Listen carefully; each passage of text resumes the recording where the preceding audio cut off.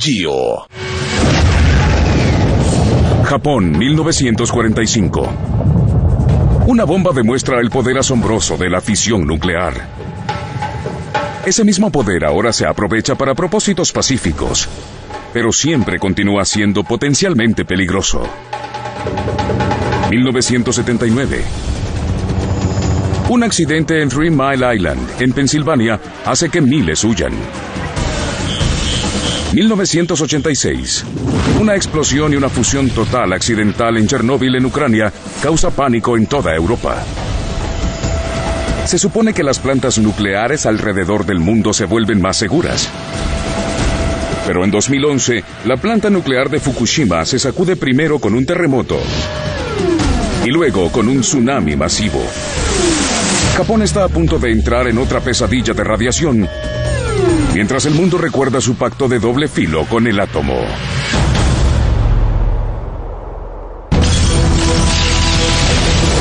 Los desastres no surgen de la nada.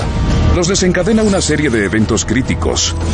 Descifra las pistas y echa un vistazo retrospectivo a esos segundos catastróficos. Fukushima.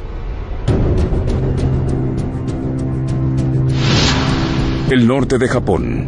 11 de marzo de 2011, 2:46 p.m.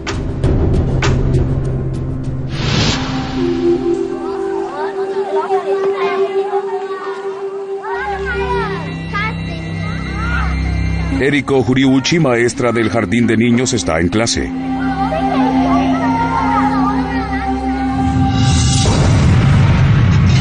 El salón empieza a sacudirse. Los temblores fueron enormes y duraron muchísimo tiempo. Muchas cosas salieron despedidas por todo el salón. En realidad creí que el edificio podría derrumbarse sobre mí. Debe actuar rápidamente, pero con calma. Me agaché bajo el escritorio junto a los niños y solo monitoreé la situación. El terremoto continúa durante 5 minutos. Se siente a 230 kilómetros de distancia en Tokio. Las acciones de Eriko aseguran que los niños estén a salvo.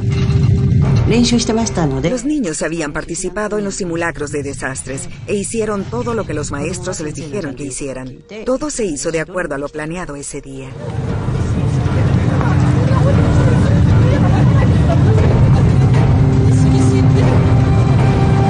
Los rascacielos se sacuden y los edificios se derrumban.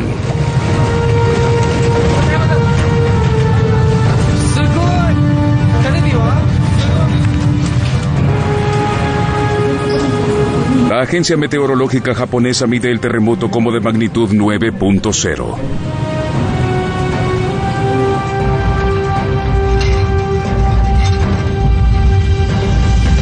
Es el terremoto más poderoso jamás registrado en Japón. Aunque el epicentro está a 130 kilómetros en mar abierto, las primeras fotografías de los noticieros muestran una devastación extendida a todo lo largo del norte del país. 2:53 p.m. 2:54 p.m. En el centro de Tokio, el experto en comunicaciones Kenichi Shimomura se apresura a llegar al centro de crisis subterráneo del primer ministro. El terremoto es tan fuerte que es claro que habrá un desastre humanitario grave. El gobierno convoca apresuradamente una reunión de emergencia. Debido a la enormidad del desastre, mi instinto dictaba que el gobierno central debía tomar su propia iniciativa para actuar, en lugar de esperar por los gobiernos locales.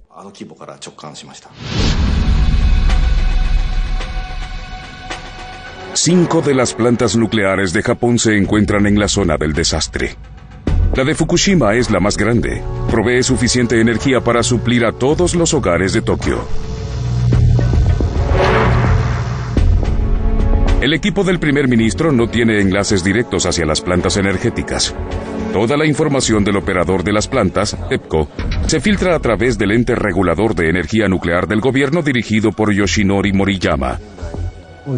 Justo después del terremoto recibimos noticias de la planta nuclear de Fukushima. Dijeron que se cortó la electricidad de la red de alimentación principal.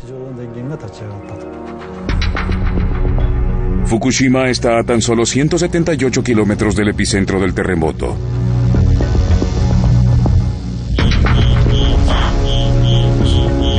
la primera señal de un temblor, la planta entra en modo de Scrum. Inicia el proceso de un apagón controlado. La estación energética parece haber sufrido solo daños menores. Pero el terremoto destruyó las líneas principales que alimentan la planta.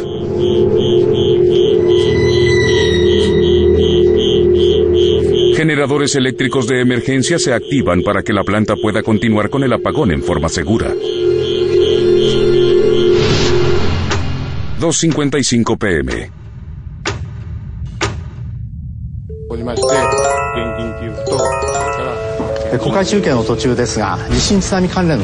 Se emite una advertencia de tsunami en todo el país. Y todo el Océano Pacífico Norte está en alerta. Incluso la estación eléctrica de Fukushima.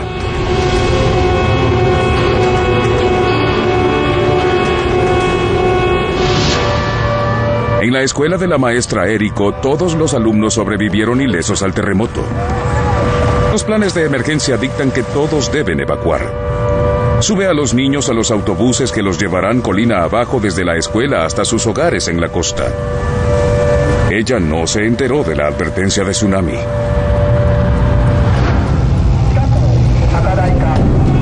En Fukushima también evacúan a los trabajadores. Un equipo principal, los 50 de Fukushima, se quedan para capear el tsunami.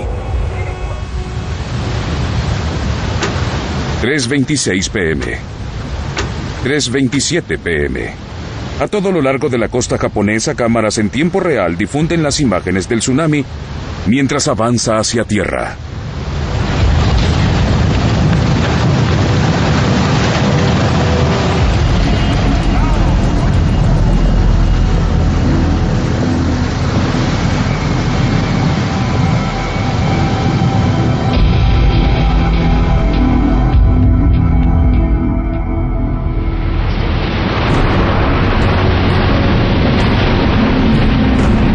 El tsunami golpea la estación energética de Fukushima con toda su fuerza.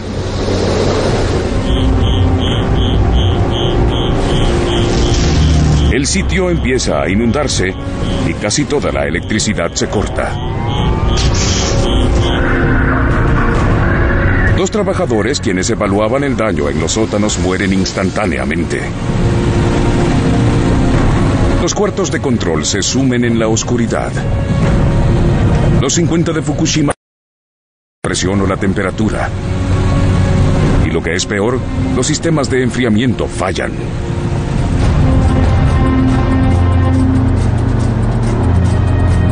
La maestra Eriko está preocupada. Tal vez envió a los niños hacia la muerte. La ruta del autobús era a lo largo de la línea costera, así que me afligía muchísimo que pudiera arrastrarlo el tsunami. 3:37 p.m. El centro de crisis de Tokio. Al llegar, el ministro Naoto Kan se entera de que la planta de Fukushima está sin electricidad.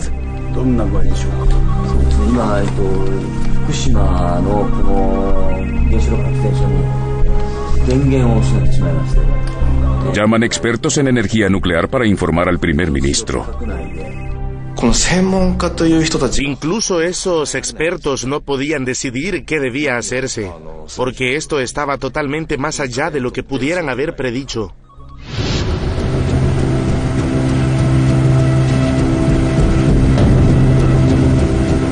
Los gerentes de la planta están desesperados por enfriar sus reactores nucleares.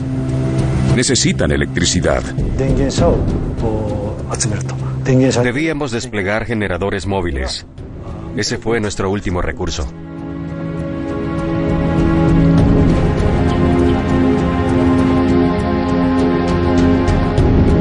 Las carreteras alrededor de la estación nuclear están gravemente dañadas. Transportar los generadores es casi imposible.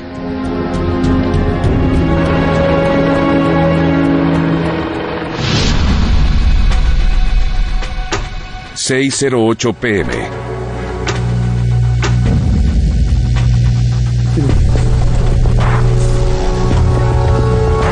En el cuarto de control dañado del reactor número 1, los ingenieros intentan averiguar lo que ocurre dentro del reactor. Recurren al uso de paquetes de pilas y baterías de auto para impulsar sus instrumentos para tomar medidas vitales. Los niveles de radiación empiezan a aumentar. Los 50 de Fukushima visten trajes antirradiación y respiradores para protegerse.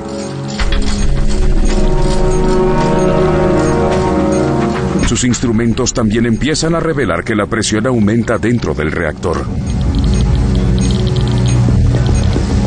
Deben encontrar la forma de disminuir la presión.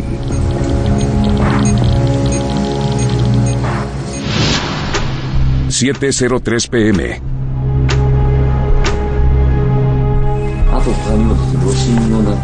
Transmiten esta noticia al primer ministro. Declara un estado oficial de emergencia nuclear.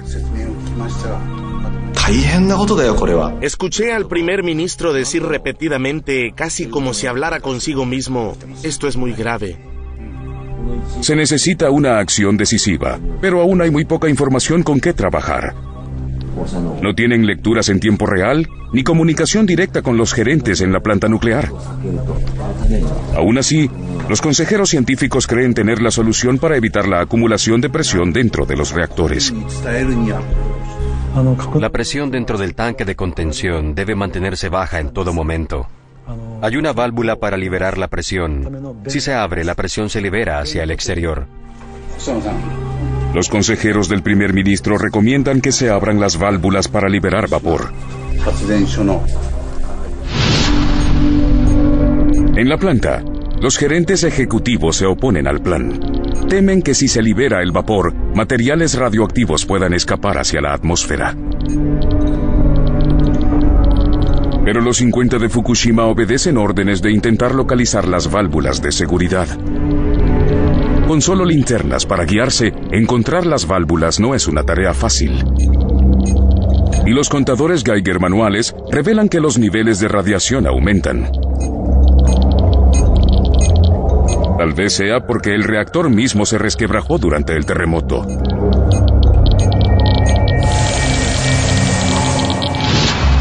...8:59 p.m.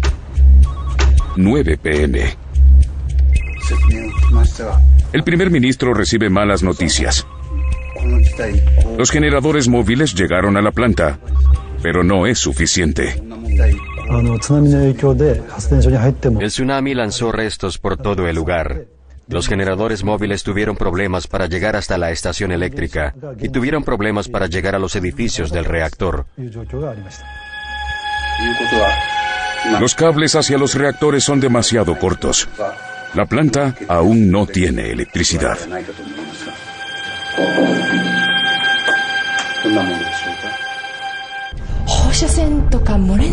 A 8 kilómetros de la planta de Fukushima, Eriko Horiuchi y su esposo se ponen nerviosos. Masayo solo me dijo Fukushima Daiichi. Había rumores de que la radiación escapaba y que la estación nuclear estaba en problemas. Empecé a sentirme angustiada. Las autoridades locales no confirman los reportes. Dominique, el esposo suizo de Eriko, descubre información a través de agencias noticiosas internacionales. Aún tenía contacto con la Internet. Empecé a leer periódicos extranjeros y eran un poco más explícitos respecto al desastre. Luego mi esposa me dijo que había rumores sobre un problema en la planta nuclear y entonces decidimos marcharnos por la mañana. Las carreteras estaban agrietadas, así que no sabíamos cómo saldríamos. Decidimos esperar hasta las 5 a.m. para marcharnos. Moverse por las carreteras dañadas en la oscuridad sería demasiado peligroso. Eriko y su familia deciden esperar hasta el amanecer.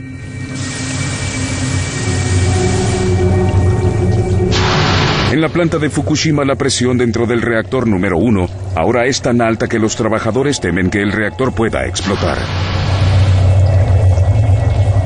Pero aún no encontraron las válvulas de presión vitales.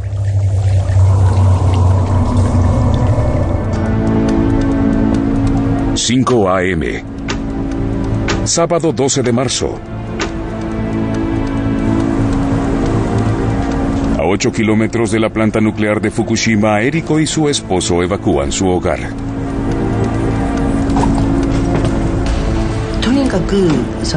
Decidimos alejarnos de la planta nuclear tanto como fuera posible. Salimos a las 5 a.m. y a las 6 a.m. hubo un aviso general que ordenaba la evacuación. Tan solo una hora después de que se marcharan, congestionamientos masivos obstruyen los caminos. Decenas de miles de residentes se dirigen hacia los centros de evacuación, mientras se esparce el temor ante la radiación.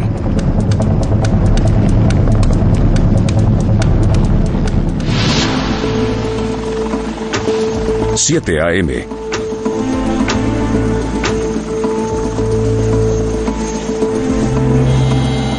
Frustrado por la comunicación escasa con la estación nuclear, el primer ministro la visita personalmente. Volamos sobre muchos kilómetros y la escena era la misma hasta donde alcanzaba la vista.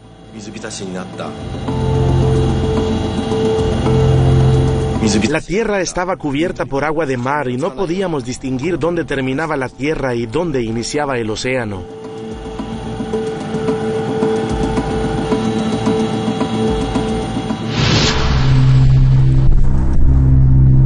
Una vez en la planta, el primer ministro exige una reunión con los gerentes. Quiere saber por qué aún no se abren las válvulas de liberación de presión del reactor. Dijeron que las válvulas podrían abrirse en cuestión de 4 horas más o menos. Y luego el primer ministro dijo, me han dicho lo mismo desde ayer, pero aún no ocurrió. ¿Por qué? 10:16 a.m. 10:17 a.m. Encontrar las válvulas correctas en la oscuridad con niveles de radiación que se incrementan vertiginosamente es muy peligroso. Un trabajador ya terminó en el hospital debido a la exposición a la alta radiación. Y cuando encuentran las válvulas, la falta de electricidad vuelve sumamente difícil abrirlas. Usualmente las operan con maquinaria pesada impulsada por la electricidad de la red principal. Los 50 de Fukushima deben intentar realizar el trabajo con baterías de auto y fuerza bruta.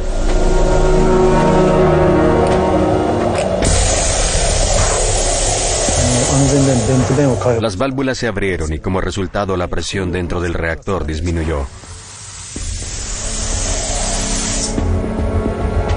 Los gerentes de la planta ahora creen que el reactor número 1 estará a salvo, hasta que logren conectar la electricidad de la red principal y empezar a enfriarlo de nuevo. Pero los niveles de radiación en el lugar suben. Los ingenieros esperan que sea debido a que recién liberaron vapor radioactivo mientras abrían las válvulas. Pero tal vez sea una señal de que el reactor de acero de 15 centímetros de grosor tenga una fisura. Y de que una fusión total del núcleo causó que el combustible escape del reactor mismo. El peligro está lejos de terminar. 3:36 p.m. Una réplica masiva sacude la planta. La estación nuclear reportó que sintieron un temblor enorme. Casi inmediatamente el edificio que contiene el reactor número 1 explota.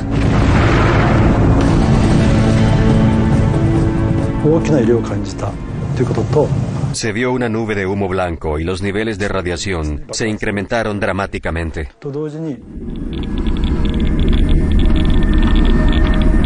Los trabajadores detectan niveles de radiación 1000 veces más altos de lo usual en el reactor número 1. Podría ser otra señal de que el reactor mismo está dañado o tiene una fuga. Y otros reactores también dan muestras de presión. Nos percatamos de que había daños en otras unidades de reactores. La primera, segunda y tercera unidades estaban en condiciones graves. 11 a.m. 11:01 a.m. 2 días después, una explosión aún mayor hace estallar en pedazos el edificio que alberga el reactor número 3. La explosión es exactamente lo que el primer ministro temía. Experimenté un sentimiento de desesperanza. El primer ministro alzó la voz hacia los expertos y dijo: todos me aseguraron que no ocurriría ninguna explosión. ¿Por qué pasó? Teme que haya una dispersión fatal de la radiación. Es un temor compartido por el resto del mundo mientras sigue los eventos en vivo por la televisión. En cuestión de horas, los niveles de radiación en la planta empiezan a elevarse aún más. Los 50 de Fukushima aún no controlan los reactores. El primer ministro Kan se ve obligado a enfrentar algunas verdades duras en una transmisión televisiva en vivo.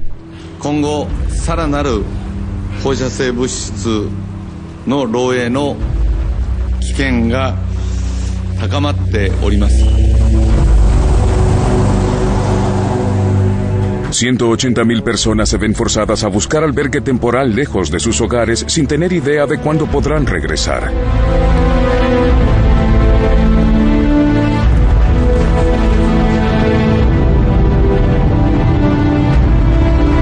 Eriko ahora está a 80 kilómetros de distancia de la planta nuclear, pero su temor es tal que quiere alejarse aún más. Decidimos viajar al extranjero, pero no había asientos disponibles en ningún vuelo. Queríamos intentar alejarnos lo más posible desde el aeropuerto de Fukushima, pero no había vuelos disponibles hacia ningún lado. Eriko y su familia se ven obligados a permanecer donde están y arriesgarse con la radiación. 6 a.m. Y justo al día siguiente, otra explosión causa un incendio masivo en el edificio del reactor 4. Después de la primera explosión, hicimos nuestro mejor esfuerzo para evitar las otras dos, pero desafortunadamente no pudimos hacer nada para evitarlas. Es un hecho.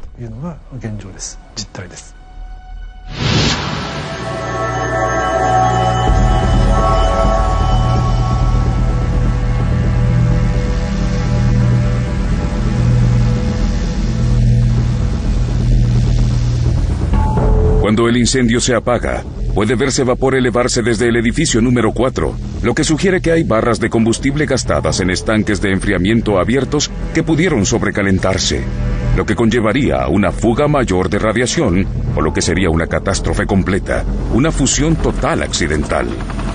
Los gerentes de la planta deben inundar las barras con agua para enfriarlas. Se usan helicópteros Chinook para lanzar el agua desde el aire. Usan agua salada, lo que corroerá la maquinaria e inutilizará los reactores para siempre. Pero los vientos fuertes vuelven imposible dirigir el agua eficientemente, y los niveles de radiación por encima del lugar son tan altos que deben abandonar los esfuerzos.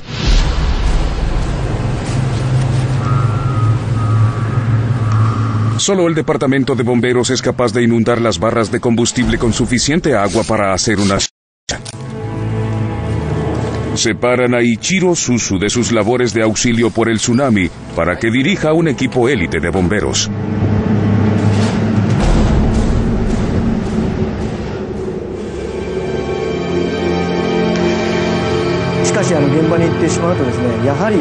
Cuando llegué a Fukushima, sentí que quería portarme a la altura de las expectativas del país. La entrada estaba espeluznantemente silenciosa.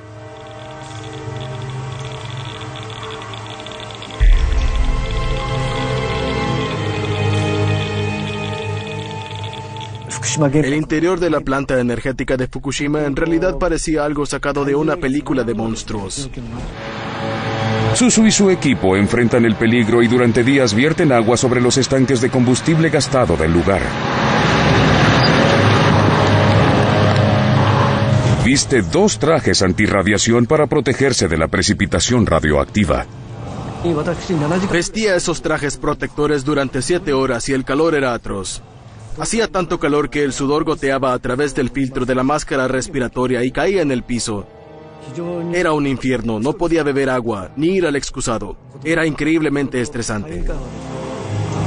Mientras Ichiro Suzu y su equipo luchan por mantener el control de Fukushima, el agua que rocían sobre la planta arrastra la radiación hacia el océano.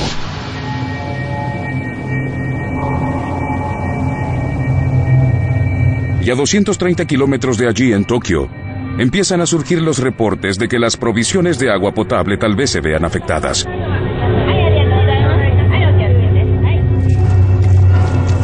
El primer ministro ahora debe considerar incrementar la zona de evacuación a 250 kilómetros. Significaría ordenar que 30 millones de personas, incluso todas las que viven en Tokio, abandonen sus hogares. Esta sería una decisión sin precedentes, una que ningún gobierno ha tomado en la historia moderna. Restaurar la electricidad en la planta toma más de 2 semanas, pero es demasiado tarde para detener el desastre, y la radiación continúa fugándose de los reactores. Japón y el mundo están desesperados por saber lo que ocurre dentro de la planta y qué ocasionó tal desastre en Fukushima.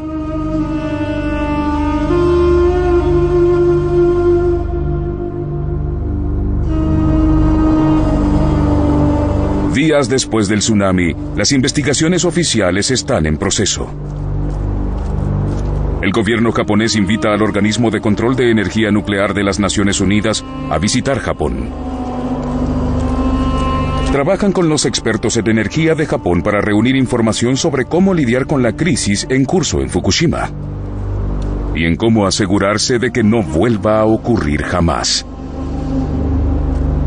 El líder del equipo de expertos internacionales es el físico nuclear, Dr. Mike Wakeman. Cuando llegamos por primera vez, lucía como un lugar bien cuidado. Y luego nos detuvimos y observamos los edificios de los reactores. Y uno no tiene esa sensación de devastación total que ocurrió en todo el sitio solo por las fotografías. 3 de los 6 reactores de Fukushima están demasiado dañados para repararlos. Pero al igual que todas las plantas nucleares, Fukushima se diseñó con la seguridad en mente. La amenaza de accidentes como el de 3 Mile Island y Chernobyl siempre está presente. Y en Japón, los terremotos y tsunamis son una amenaza constante. En Fukushima, los rompeolas protegen la planta de las olas de tsunami. Y los reactores se excavaron a gran profundidad en la roca dura para protegerlos del daño de un terremoto. Como respaldo, los generadores de emergencia están listos para mantener el lugar en operación si se corta la electricidad, pero ninguna de estas medidas de seguridad bastó para proteger a Fukushima. Ahora, al echar atrás los eventos del día y profundizar en las investigaciones que siguieron, podemos revelar cómo pudo ocurrir este incidente con toda la preparación para evitarlo.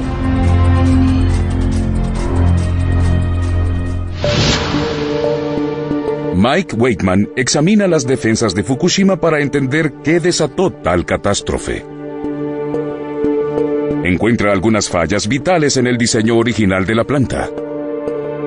Sospecha que a los diseñadores les preocupaba más la amenaza de un terremoto que los peligros que presentaba un tsunami. La construcción de Fukushima. Cuando se construyeron los reactores 1 y 4 en la década de los 60, los ingenieros rebajaron 25 metros de la tierra donde se construyó el sitio. Esto les permitió anclar los edificios de los reactores en el lecho rocoso bajo la planta.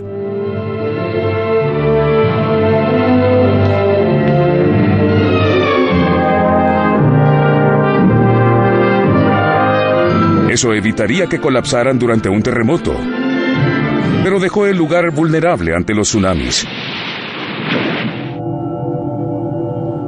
Para protegerlo contra la amenaza, se construyen rompeolas que rodean el lugar.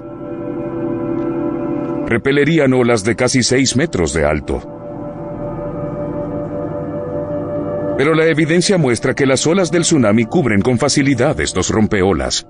La inundación del tsunami en este caso alcanzó los 14 o 15 metros y se extendió justo alrededor de los edificios de reactores y a todo lo largo del lugar, que estaba mucho más debajo de lo necesario para estar protegido ante un tsunami.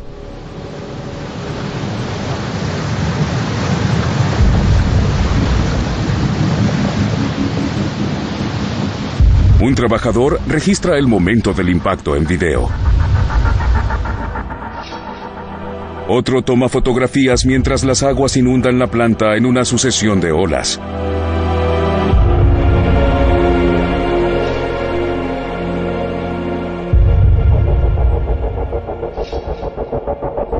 Los rompeolas eran demasiado bajos.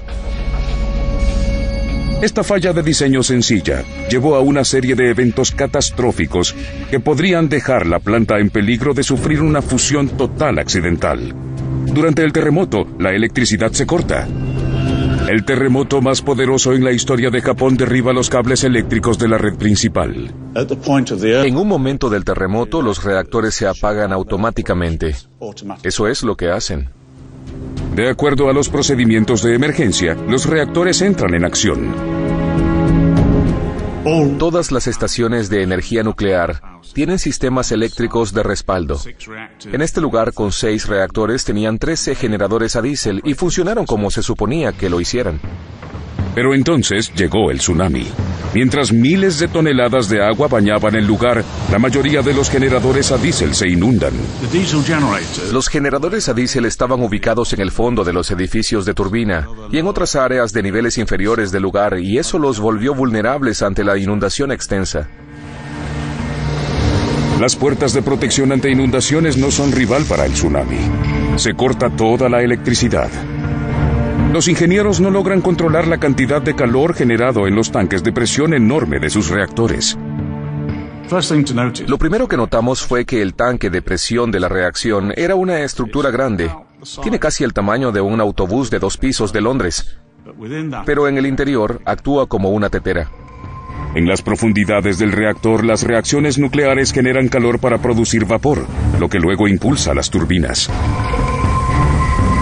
Al cortarse la electricidad, el agua que evita que el sistema se sobrecaliente deja de fluir. Pero las reacciones nucleares continúan, así que el combustible aún produce calor. El enfriamiento es fundamental para la seguridad de las reacciones nucleares. Debe enfriarse constantemente ese reactor para que sea seguro. Los gerentes de la planta no tenían electricidad para mantener en operación las bombas enfriadoras. Las barras de combustible empiezan a sobrecalentarse y se tornan líquidas. Esa fusión total libera grandes cantidades de radioactividad. Y los medidores de temperatura y presión a lo largo de la planta están fuera de servicio, así que los gerentes no conocen el estado de sus reactores.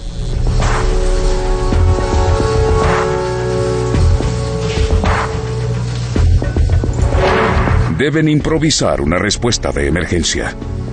A pesar de que llegamos allí 10 semanas después, la cantidad de vehículos tirados por todo el lugar era enorme. Lo que hacían era intentar tomar las baterías de los autos y usarlas para alimentar los instrumentos para ver si podían obtener una lectura sobre lo que ocurría en los reactores. El uso de las baterías de auto les brinda a los ingenieros vistazos momentáneos sobre el estado de sus reactores. ¿Cómo sabe uno cuánta agua hay en los reactores? ¿Dónde está? ¿Cuáles son las tasas de flujo alrededor de los sistemas? Intentaron todo lo que pudieron para obtener lecturas sobre esto. Con estas baterías, los 50 de Fukushima lograron tomar lecturas importantes. También lograron abrir las válvulas de seguridad. Pero estas lecturas ofrecían apenas vistazos breves de los reactores mientras se calentaban peligrosamente y se acercaban a la fusión total. Sin la electricidad para operar los sistemas de enfriamiento, no hay nada que puedan hacer para detenerlo. Y lo que es peor, debido al diseño de la planta, esto conduce a otro problema que no pueden evitar. Weightman cree que el diseño anticuado de los reactores mismos llevó directamente a las 3 explosiones del lugar.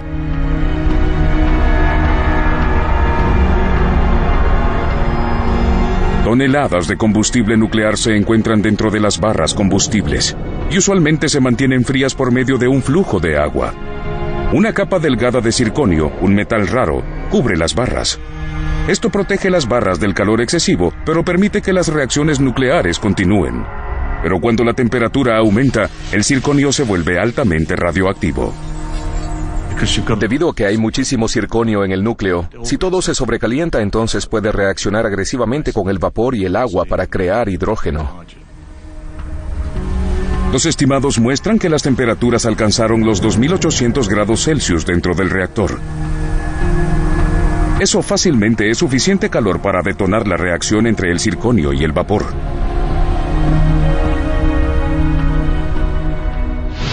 Mientras el hidrógeno altamente inflamable se acumula peligrosamente, los gerentes lo liberan hacia la estructura de concreto que rodea el reactor. Material radioactivo de los depósitos de combustible también se escapa. Desde allí, se libera lentamente hacia afuera a través de válvulas de seguridad. Pero no todo el hidrógeno sale al aire libre. Grandes cantidades escapan hacia los rincones más altos del edificio. Los ingenieros de Fukushima no pueden evitar que el gas se encienda. Habría equipos dañados allí. Solo se necesita una cantidad pequeña de energía para encenderlo.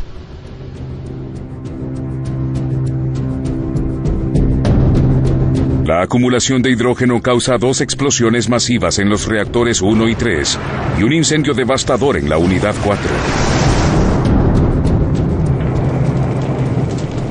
Causa un gran impacto alrededor del mundo.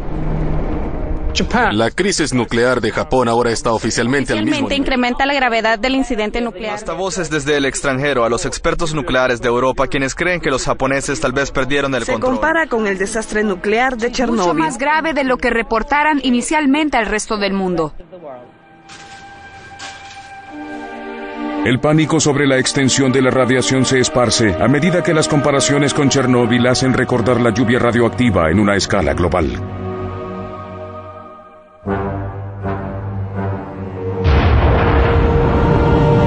En Chernóbil, 8 toneladas de combustible nuclear se lanzaron hacia la atmósfera de la Tierra cuando el reactor explotó.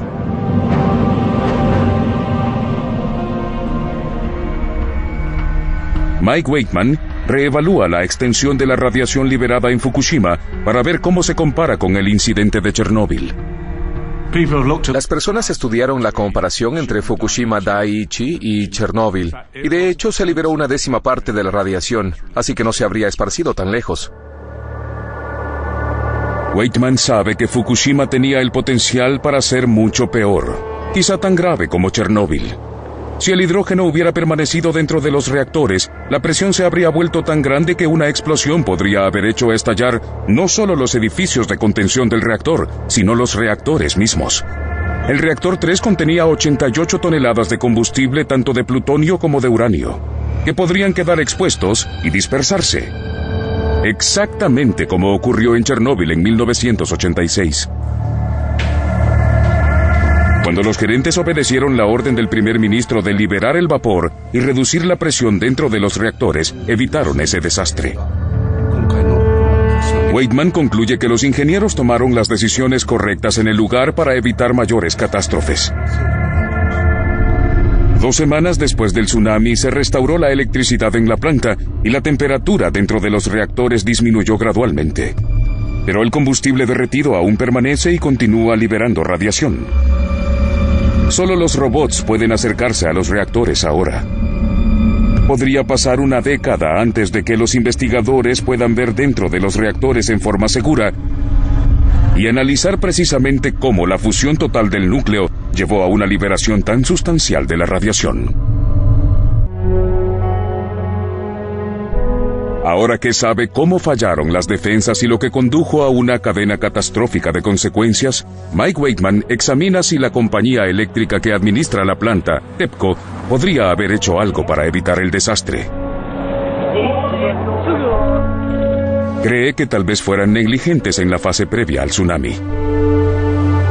En 2002, TEPCO tomó parte en un estudio del impacto de los tsunamis en las plantas eléctricas. TEPCO concluyó que había una probabilidad del 100% de que un terremoto lo suficientemente poderoso para causar un tsunami masivo pudiera afectar la planta de Fukushima durante los próximos 30 años. Estaban equivocados. No previeron los peligros de un tsunami lo suficientemente bien. Uno no debe subestimar los eventos naturales raros y uno debe tomarlos en cuenta en su diseño. TEPCO dijo que tomó las medidas de seguridad apropiadas y que tomó en cuenta toda la información conocida. Pero dice que la escala del tsunami está más allá de cualquier cosa que pudiera preverse y que desde el incidente hicieron todo lo posible para estabilizar sus reactores.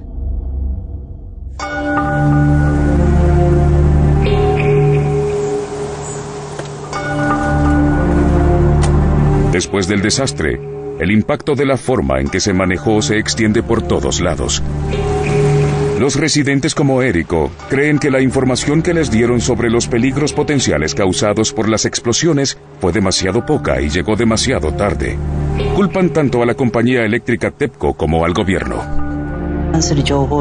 No había ninguna información sobre la radiación. La única información que nos daban era sobre la expansión de la zona de evacuación. El gobierno mismo luchó para asegurar la difusión de la información. El primer ministro personalmente estaba decidido con ser abierto, pero dependía de sus consejeros. Inmediatamente después del incidente, el primer ministro preguntó a los expertos: ¿qué creen que ocurrirá a continuación en Fukushima? Ninguno de los expertos puede dar respuestas claras.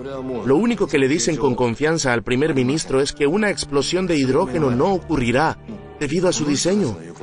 Pensamos, si no podemos creer en lo que ellos dicen, ¿en qué podemos creer en realidad? Los expertos del primer ministro tenían pocos detalles en su poder, porque había tan poca información de TEPCO. ¿Qué sabían en realidad las personas vinculadas íntimamente a la planta nuclear de Fukushima como TEPCO? ¿Y compartían todo lo que sabían con el gobierno? El primer ministro Naoto Kan se encontró atrapado en eventos que iban más allá de su control. 5 meses después del tsunami se vio obligado a renunciar. El desastre de Fukushima parece no terminar.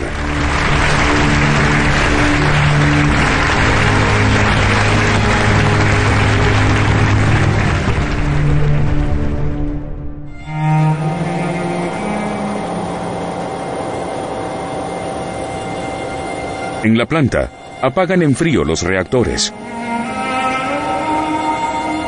Pero aún son peligrosamente radioactivos. Claramente, el incidente aún no está totalmente bajo control y tal vez pasen años antes de que haya un acceso total. A pesar de eso, sabemos lo suficiente como comunidad mundial para aprender de las lecciones de Fukushima. Algunas naciones decidieron que solo hay una lección por aprender. En mayo de 2011, 2 meses después del desastre, Alemania decidió detener su programa de energía nuclear y enfocar sus finanzas en la investigación de fuentes de energía renovable. Suiza e Italia hicieron lo mismo. Japón depende de la energía nuclear para generar el 30% de la energía que usa. Sin la electricidad generada por Fukushima, Tokio sufre apagones regulares.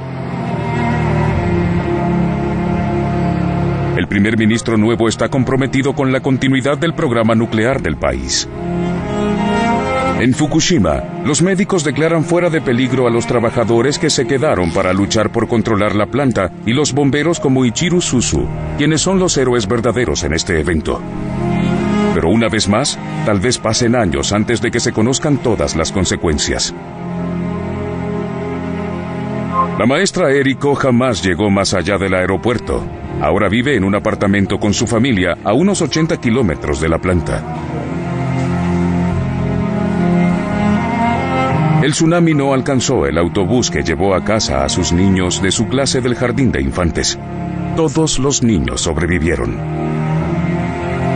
En el área alrededor de Fukushima, los efectos del desastre permanecerán durante muchos años por venir. Aún se mantiene una zona de exclusión de 20 kilómetros alrededor de la planta. Todas las granjas están abandonadas. 4 centímetros de capa vegetal radioactiva deben retirarse de todas las parcelas de tierra fértil. Hasta entonces, no pueden volver a cultivarse. Podrían pasar 10 años antes de que las 100.000 personas en los centros de evacuación a lo largo de la región puedan regresar a sus hogares. Esperanza. Sanemos a Japón.